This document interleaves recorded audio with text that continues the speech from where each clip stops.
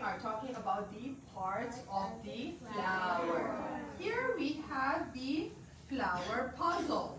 Here we have different parts and we're going to name all of these parts. Can you tell me what color is this flower? Red. And this flower also have different colors. We have the green parts and the yellow parts. We have also here, if you can see, we have two charts.